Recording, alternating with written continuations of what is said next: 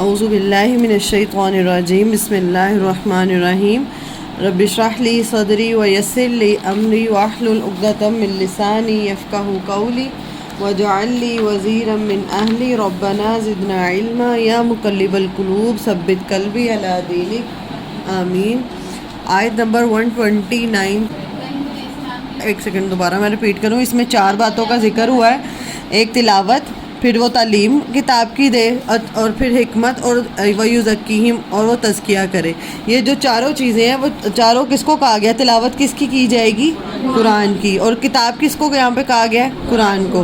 اور حکمت کہاں سے ملے گی؟ اور تزکیہ، اور تزکیہ ابھی میں پوچھ رہی تھی کہ تزکیہ کیا ہے؟ پاک کرنا کسی چیز کو، جیسے تزکیہ نفس کو پاک کرنے کے لیے، ایسی باتیں جو دل کو پاک کریں، نرم کریں۔ کبھی آپ نے محسوس کیا ہوگا کہ دل نرم ہے، اور کبھی محسوس کیا ہوگا کہ دل سخت ہو گیا۔ تو کچھ ایسی چیزیں، کچھ ایسی باتیں جو ہمارے دل کو جو نرم کر دیتی ہیں۔ ظاہر سی بات ہے جب زمین نرم ہوگی تو پھر ہی کسان پہلے کیا کرتا ہے؟ زمین نرم کرتا ہے، پھر اس کے اندر بیج ڈالتا ہے۔ تو اگر زمین نرم نہیں ہے، ہمارا دل ہی سخت ہے، تو کیا اس کے اندر کوئی چیز جائے گی؟ پھر نہیں جائے گی۔ تو اس لیے اور یہ تزکیہ کون کرے گا؟ یہ معلم کرے گا، جو آپ کو سکھانے والا ہے، اور کرے گا کس کے ذریعے؟ قرآن مجید کے ذریعے کرے گا۔